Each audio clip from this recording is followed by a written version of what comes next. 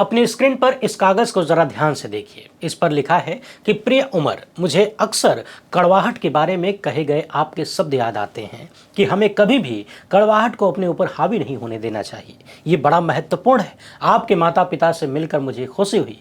आप कहेंगे कि कागज पर लिखी इन 3-4 लाइनों में ऐसा क्या है जो आपको दिखाया जा रहा है, तो जान लीजिए कि इसे न्यूयॉर्क सिटी के नए नवेले मेयर ज़ोहरान ममदानी ने लिखा है। और लिखा है उस उमर खालिद के लिए जो पिछले 5 साल से भी ज़्यादा वक्त से अमृतकाल के तहत जेल में बंद किए गए हैं, वो भी बिना मुकदमे के। और ध्यान देने वाली बात यह है कि जिस देश में जाकर भारत के प्रधानमंत्री लोकतंत्र को जीने की हवाई डींगे हाँकते हैं, उसी देश के 8 सांसदों ने उमर खालिद के समर्थन में पत्र लिखा है और गुजराती जोड़ी के बनाए गए न्यू इंडिया का पूरा पोस्टमार्टम कर दिया है। ऐसी ऐसी बातें लिखी गई हैं, सवाल उठाए गए हैं, जिन्हें सुनकर अपने भीतर रत्ती भर भी लोकतंत्र को जीने वाला व्यक्ति चुल्लू भर पानी ढूंढने लग जाएगा। जी हाँ, बाकायदा भारत के राजदूत को लंबा चौड़ा खर्रा पकड़ाया गया है और कहा गया है कि हम दोनों दुनिया के सबसे बड़े लोकतंत्र हैं, जरा कायदे में रहिए ताकि कायदा बना रहे। क्या क्या बातें लिखी गई हैं और कैसे भारत में एक मुस्लिम स्कॉलर को सालों तक कैद में रखने को लेकर अमेरिका से आवाज उठने लगी है, इसे देखना समझना बड़ा जरूरी है। और इसके साथ ही भारतीय न्यायपालिका से सवाल करना भी बड़ा जरूरी है, क्योंकि यदि आज पूरी दुनिया में भारतीय लोकतंत्र का मजाक बनाया जा रहा है तो इसमें सिर्फ सत्ता में बैठे लोग ही शामिल नहीं है, बल्कि भारत की न्यायपालिका भी उतनी ही जिम्मेदार है, बल्कि ज्यादा जिम्मेदार है। तो बात वर्तमान चीफ जस्टिस की भी करेंगे और तगड़े से सवाल होगा। वैसे एक बात बताएं, चुनाव आयोग और भाजपाई सरकारों के लिए, खुद सुप्रीम कोर्ट के लिए भी यूपी की गाजियाबाद पुलिस ने बहुत बड़ा आविष्कार किया है। एक मशीन बनाया है। वो मशीन पीठ पे चिपकाते ही बता देती है कि आदमी किस देश का रहने वाला है, घुसपैठिया है कि नहीं, यानी उसका मूल कहां से। यानी अब घुसपैठिया पकड़ना चुटकी बजाने जितना आसान हो गया। शायद अब ज्ञानेश कुमार को एसआईआर करवाने की जरूरत नहीं पड़ेगी और भारत को किसी वैज्ञानिक की जरूरत नहीं पड़ेगी। यूपी पुलिस जिंदाबाद। पूरी कहानी एकदम टकटकी लगाकर देखिएगा। उधर महिलाओं को लेकर एक बार फिर से भाजपाई मानसिकता सामने आ गई है। भाजपा की महिला मंत्री के पति ने दावा किया है कि अरे बिहार से लड़की लाएंगे जी, 20 से 25 हज़ार में वहां से मिल जाती है। ये मसला अपने आप में विश्वगुरु टाइप का है। सब पर जोरदार चर्चा करेंगे, मगर उससे पहले आप सभी से एक छोटी सी अपील है। पहली बार है तो चैनल को सब्सक्राइब करके घंटी बजा दीजिए टन से। हर एक वीडियो को लाइक और शेयर करना आपकी जिम्मेदारी है। इसके अलावा आपको पता है कि हम किसी धन्ना सेठ या राजनीतिक दल के दम पर नहीं चलते, तभी आपके मुद्दों पर खुल के बात हो पाती है। हमारा काम पसंद आता हो तो इस QR कोड या अपने मोबाइल नंबर का प्रयोग करते हुए जो भी हो सके आर्थिक सहयोग भेजने का प्रयास जरूर करें। बहुत बहुत धन्यवाद। आपको याद होगा कुछ साल पहले प्रधानमंत्री मोदी अमेरिका गए थे और अचानक एक प्रेस कॉन्फ्रेंस में फंस गए, यानी एक पत्रकार ने उनसे सवाल कर लिया। अब आप कहेंगे कि दुनिया के सबसे बड़े लोकतंत्र के मुखिया, यानी लोकतंत्र की अम्मा के मुखिया, पत्रकार के सवाल करने से फंस जाएंगे, यह कैसे हो सकता है? यदि आपके दिमाग में ऐसी फोकट की बात आती है तो घंटा आपको कुछ समझ में नहीं आता है। आज तक आप अपने विश्वगुरु को समझ ही नहीं पाए। हुजूर के लिए सबसे बड़ा संकट तभी आता है जब कोई स्वतंत्र पत्रकार, यानी जो गोदी मीडिया का हिस्सा न हो, बिकाऊ न हो, उनके सामने आ जाए। कभी पानी पीने लगते हैं और कभी डींगे हाँकने लगते हैं। अमेरिका में जाकर लोकतंत्र के सवाल पर कहने लगे कि हम तो लोकतंत्र को जीते हैं, लोकतंत्र हमारी रगों में बहता है, हम लोकतंत्र की अम्मा हैं। मगर कहा जाता है कि प्रत्यक्ष को प्रमाण की आवश्यकता नहीं होती। भारत में यदि सच में स्वस्थ लोकतंत्र होता तो आज अमेरिका के सांसद हम पर थूक नहीं रहे होते, वो हमारे राजदूत को लेटर नहीं लिख रहे होते, उन्हें पत्र के माध्यम से जलील नहीं कर रहे होते और उस लेटर में भारतीय लोकतंत्र का कच्चा चिट्ठा नहीं खोल रहे होते। सोचिए, ये दुनिया के सबसे बड़े लोकतंत्र यानी लोकतंत्र की अम्मा के लिए कितना शर्मनाक है कि अमेरिका के कम से कम 8 सांसद भारत के छात्र कार्यकर्ता और विद्वान उमर खालिद को सालों तक बिना सुनवाई जेल में रखने के मामले में वाशिंगटन स्थित भारतीय राजदूत विनय मोहन क्वात्रा को पत्र लिख रहे हैं और उस पत्र में इंडियन डेमोक्रेसी की चीरफाड़ कर रहे हैं। कह रहे हैं कि उमर खालिद को तत्काल जमानत दी जानी चाहिए। अमेरिकी कांग्रेस और अमेरिकी सीनेट के सदस्यों ने अपने पत्र में लिखा कि लगभग 5 साल तक उमर को जेल में बंद रखना उचित प्रक्रिया और मानवाधिकारों तथा अंतरराष्ट्रीय कानूनों के तहत गंभीर सवाल खड़े करता है। भारत अपने दायित्वों को निभा नहीं रहा है। भारत अमेरिका रणनीतिक साझेदारी को ध्यान में रखते हुए इन लोगों ने कहा कि दुनिया के सबसे बड़े लोकतंत्र होने के नाते दोनों देशों की स्वतंत्रता को बनाए रखते हुए कानून का शासन रहना चाहिए। मानवाधिकार और बहुलवाद को बनाए रखने की साझा जिम्मेदारी भी हम लोगों की है। यानी आप अपने देश में, हम अपने देश में अपनी अपनी स्वतंत्रता बनाए रखें और वहां कानून का शासन बनाए रखें, लोगों के मानवाधिकारों का ख्याल रखें और अनेकता में एकता को ढूंढने, यानी ये सीधे सीधे चोट है हमारे विश्वगुरु की नफरत वाली राजनीति। इन सांसदों ने कहा कि साल 2019 में नागरिकता संशोधन अधिनियम के खिलाफ जब विरोध हुए, जिसके कारण बाद में उमर खालिद को गिरफ्तार किया गया, और उसके बाद जो हुआ वो सीधे सीधे मौलिक रूप से भेदभावपूर्ण है। पत्र में यह भी लिखा गया है कि लगातार मानवाधिकार संगठनों, कानूनी विशेषज्ञों और अंतर्राष्ट्रीय मीडिया द्वारा खालिद के मामले में जांच और मुकदमे की निष्पक्षता पर सवाल उठाए जाते रहे हैं। यानी भारत में पूरी प्रक्रिया ही सवालों के घेरे में है। अमेरिकी सांसदों ने कहा कि उमर खालिद के खिलाफ आतंकवाद के आरोप लगाना, गुप्त गवाह और गलत तरीके से पेश किए गए बयान पर आधारित केस बनाना, यह सब कुछ ठीक नहीं है। उमर खालिद को किसी भी रूप में आतंकी गतिविधि से जुड़े होने वाला कोई सबूत नहीं मिला है। यानी जब स्वतंत्र मानवाधिकार जांच हुई तो कोई सबूत नहीं मिला कि आप उमर खालिद को किसी भी रूप में आतंकवादी गतिविधि से जोड़ सकें। तो आपको याद दिला दें कि 11 दिसंबर को दिल्ली की एक अदालत ने उमर खालिद को अपनी बहन की शादी में शामिल होने के लिए 2 सप्ताह की अंतरिम जमानत दिया था, और अब एक बार फिर से खालिद जेल में है। साल 2020 के उत्तर पूर्वी दिल्ली दंगों के बड़े षड्यंत्र के मामले में यूएपीए के तहत उमर खालिद, शर्जील इमाम, गुलफिसा फातिमा और मीरान हैदर जैसे युवाओं को जेल में बंद किया गया है, और 5 साल से भी अधिक समय हो गया। अब तक मुकदमे की सुनवाई भी शुरू नहीं हुई। यानी सोचिए, जब हर तरफ चर्चा है कि इनके खिलाफ कहीं कोई सबूत नहीं, आतंकवाद से संबंध जाहिर नहीं हो सकता, तो जाहिर सी बात है कि अगर सबूत नहीं है तो निर्दोष साबित होंगे, और जब निर्दोष साबित होंगे तो नरेंद्र मोदी की सरकार, हमारी तमाम जांच एजेंसियां और भारत के न्यायालय दुनिया को क्या मुंह दिखाएंगे। हर महीने लाखों की तनख्वाह लेकर डकार जाने वाले, जिंदगी का मौज उड़ाने वाले जज दुनिया को क्या उदाहरण देंगे कि उन्होंने बिना मुकदमे के इन युवाओं को 5-5 साल तक जेल में बंद रखा, कैद रखा, और उनके खिलाफ कोई सबूत नहीं था। क्या ये लोकतंत्र की पहचान है? और वो भी दुनिया के सबसे बड़े लोकतंत्र की। किस मुंह से हम अपने आप को लोकतंत्र की अम्मा कह सकते हैं? अमेरिकी सांसदों ने पत्र लिखकर उमर खालिद को रिहा करने का आग्रह किया है और गंभीर चिंता जताया है कि बिना मुकदमे के, यानी मुकदमा शुरू होने से पहले ही इतने साल तक आपने ऐसे विद्वान युवा को जेल में डाल दिया। द ट्रिब्यून की खबर को आप लोग भी ध्यान से देख लीजिए। ताली बजाते हुए थैंक यू फलाने जी कहना बिल्कुल मत भूलिएगा। 8 अमेरिकी सांसदों ने भारत से कहा है कि खालिद के मामले में निष्पक्ष सुनवाई का उपाय करिए। इस पत्र में यह भी लिखा गया है कि उन्होंने उमर खालिद के माता पिता से मुलाकात की, जिस खालिद को पिछले 5 साल से बिना जमानत के हिरासत में रखा गया है। अमेरिकी सांसद भारत को याद दिला रहे हैं कि दोषी साबित होने तक निर्दोष माने जाने वाला जो तरीका है, जो नियम है, भारत उसे फॉलो नहीं कर रहा। अमेरिकी सांसदों ने भारतीय राजदूत को पत्र देकर कहा है कि आपकी सरकार ये सुनिश्चित करे और हमें भी इसकी जानकारी दे, हमें अवगत कराए कि उमर खालिद तथा उनके साथ अन्य जो आरोपी जेल में रखे गए हैं, उनके खिलाफ न्यायिक कार्यवाही अंतर्राष्ट्रीय मानकों के अनुरूप होनी चाहिए। आप जरा सोचिए, ये बदनामी का कितना बड़ा मामला है। उमर के मामले को देखते हुए और उनकी लगातार कैद को देखते देखते दुनिया उब गई कि ये भारत में हो क्या रहा है, और अंतर्राष्ट्रीय मानकों के अनुरूप न्यायिक कार्यवाही करने का अनुरोध अमेरिका से आ रहा है। इसके पहले न्यूयॉर्क के मेयर जोहरान ममदानी उमर खालिद को याद करते हैं, उनकी माता पिता से मुलाकात को याद करते हैं, और आप इस पत्र में देख सकते हैं ममदानी ने कहा है कि प्रिय उमर खालिद, मुझे अक्सर कड़वाहट के बारे में आपके शब्द याद आते हैं जब आप कहते हैं कि हमें कड़वाहट को अपने ऊपर हावी नहीं होने देना चाहिए। ये बड़ा महत्वपूर्ण है, हम सब आपके बारे में सोच रहे हैं। यानी धरती के दूसरे छोर पर उमर खालिद और उनके परिवार का दुख लोग समझ पाते हैं, उनके बारे में सोच रहे हैं। लेकिन इसी भारत में रहकर, उसी दिल्ली में रहकर सत्ताधारी लोग इस कदर नफरत में डूबे हैं कि उन्हें किसी का दुख समझ नहीं आता। जो अपनी विचारधारा का नहीं है, जो सवाल करता है, जो आलोचना करता है, उसे उठाकर जेल में डाल दो, वहीं सड़ने दो, मरने दो, और ऐसा सिस्टम तैयार कर लो कि उसे कहीं से राहत न मिले। क्या निचली अदालत, क्या हाई कोर्ट, क्या सुप्रीम कोर्ट, सब उसी रास्ते पर चलते हुए नजर आएंगे जिस रास्ते को सत्ता ने तैयार कर दिया है।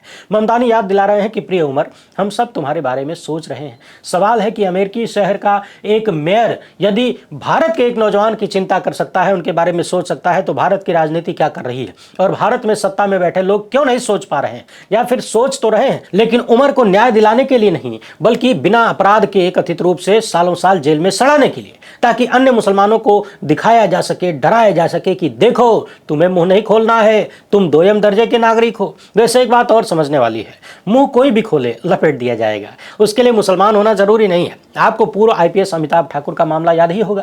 भाजपाई सत्ता के खिलाफ इन्होंने मुंह खोला तो दशकों पुराना कोई मामला खुल गया और इन्हें आतंकवादियों की तरह ट्रेन से उतारकर ले जाया गया। जब ये मीडिया से अपनी बात कहना चाहते हैं तो पुलिस वालों से सीटी बजवा दी जाती है कि मीडिया वाले इनकी बात सुन न सकें। इन्हें धक्के मारकर ढकेलते हुए गाड़ियों में बिठाया जाता है और इन सब को देखते हुए अब इन्होंने देवरिया जेल में ही आमरण अनशन शुरू कर दिया है। इनका कहना है कि पुलिस ने कथित तौर पर इनके साथ अपराध किया है, उनका CCTV फुटेज और कॉल डिटेल मुझे चाहिए। चाहिए। यानी आज़ादी के इतने साल बाद भी, संविधान लागू होने के बाद भी इस देश में जेल के भीतर अमिताभ ठाकुर जैसे ईमानदार छवि के अधिकारी को आमरण अनशन करना पड़ रहा है। अब और कितना अमृतकाल चाहिए? ठाकुर के बारे में यदि कुछ भूल रहे हो तो हल्का सा याद दिला देता हूं। ये वही ठाकुर हैं जिन्हें फोन करके यूपी के एक पूर्व मुख्यमंत्री जो अब स्वर्गीय हो चुके हैं, उन्होंने राजनीतिक भाषा में डांटा फटकारा था, आरोप लगा कि कुछ गलत करने का दबाव बना रहे थे। उस वक्त यही भाजपा वाले अमिताभ ठाकुर की ईमानदारी की हवा बनाते थे और कहते थे कि इतने ईमानदार आदमी को सजा मिल रही है, सपा सरकार उन्हें डरा रही है, धमका रही है। और फिर आया रामराज में अमिताभ ठाकुर को जबरदस्ती पद से हटा दिया गया, यानी रिटायर कर दिया गया कथित रूप से। मगर कहा जाता है कि ईमानदारी की बीमारी जिसे लग जाए वो मौत के साथ ही जाती है। ईमानदारी की बीमारी का इलाज जेल, जुर्माना, पुलिस, मुकदमा, इन सबसे नहीं होता है। ठाकुर रुके नहीं और लगातार सत्ता के भ्रष्टाचार की पोल खोलते रहते हैं। और आप तो जानते हैं कि जो भाजपाई सत्ता के भ्रष्टाचार की पोल खोलेगा या फिर किसी भी रूप में अपना हक और अधिकार मांगेगा, उसके लिए एक ही उचित स्थान बनाया गया है, वो है जेल। अच्छा, जेल से याद आया, अंतर्राष्ट्रीय ख्याति प्राप्त सोनम वांगचुक, जिन्हें अपनी देशभक्ति का प्रमाण देने के लिए किसी सबूत की जरूरत नहीं, उन्होंने भी लद्दाख के लोगों का अधिकार मांग लिया, तो उन्हें भी मिल गई क्या? जेल। उनसे मुलाकात के बाद उनकी पत्नी ऐसी ऐसी कहानियां बता रही हैं मीडिया में कि सुनकर कलेजा हिल जाए। मगर हिलेगा उन्हीं का जिनके भीतर कलेजा होगा, जिनका काठ का कलेजा होगा, जो कटकरेज होंगे भोजपुरी में, उनका क्या हिलेगा? उन्हें तो मजा आएगा, उन्हें मजा आएगा जाति, धर्म, भाषा, लिंग, क्षेत्र, किसी भी आधार पर किसी की हत्या करवाने में। आए दिन भारत के अलग अलग हिस्सों से लोगों को बांग्लादेशी बताकर मौत के घाट उतारा जा रहा है। पिछले दिनों हमने केरल में देखा, अन्य जगहों पर देखा, और अब एक और घटना देखिए, बिहार के मधुबनी में बांग्लादेशी बताकर भीड़ ने एक शख्स को बुरी तरह से पीट दिया। धार्मिक नारा यानी जय श्री राम बोलने के लिए विवश किया गया। पीड़ित का आरोप है कि लोग कह रहे थे कि चलो इसे काली मंदिर में चढ़ा देंगे। सवाल है कि अगर भारत के लोग एक बांग्लादेशी को इंसान के रूप में स्वीकार नहीं कर सकते हैं, तो फिर काली मैया कैसे स्वीकारेंगे विदेशी आदमी को? बताइए। बहरहाल वो कोई विदेशी आदमी नहीं था, वो भारत का मुसलमान था। इस व्यक्ति को इतना मारा गया कि उसका चेहरा पूरा सूज गया। डॉक्टर्स ने कहा कि थोड़ी देर और मारपीट होती तो वो मर भी सकता था।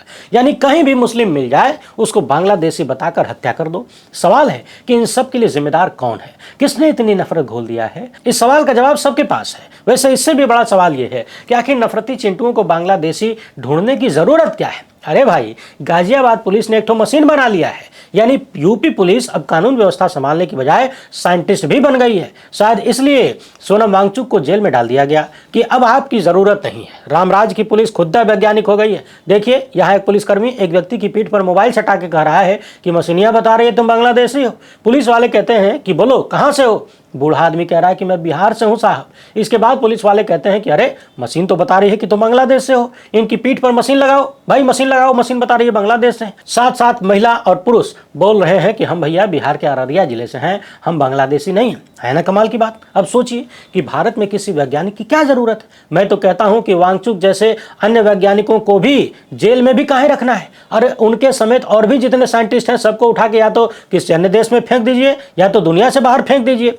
हमारे महामानव नाले की गैस से जब चाय बनाइए लेते हैं, बादलों के पीछे रडार काम नहीं करता है, और यूपी पुलिस ने बांग्लादेशी ढूंढने का मशीन बनाइए लिया है, साथ में ठाए ठाए बोल के गोली चलाइए देते हैं मुंह से, तो फिर किसी वैज्ञानिक की जरूरत क्या है? वैसे सोचिए, ज्ञानेश कुमार का काम कितना आसान हो गया। अब उन्हें एसआईआर वाला कार्यक्रम तुरंत बंद कर देना चाहिए। अरे भाई, जब पीठ पर मशीन लगाते ही पता चल जाता है कि यह आदमी बांग्लादेशी है, तो पूरे देश को लाइन में खड़ा करके खटाखट सबकी पीठ पर सटाइए और बांग्लादेशियों का पता लगाइए, वोटर लिस्ट बनाइए। इतना बढ़िया उपाय रामराज की पुलिस ने निकाला है। इस मशीन को तुरंत ज्ञानेश कुमार के पास पहुंचाना चाहिए। अब इस मामले में जांच की बात कही जा रही है। सवाल है कि जांच किस बात की होगी? उस मशीन की जिसके नाम पर बिहार के लोगों को मूर्ख बनाने की कोशिश हो रही है। यानी पुलिस की वर्दी में है तो देश की जनता को टोपी पहनाएंगे। मूर्ख समझ लिया है क्या?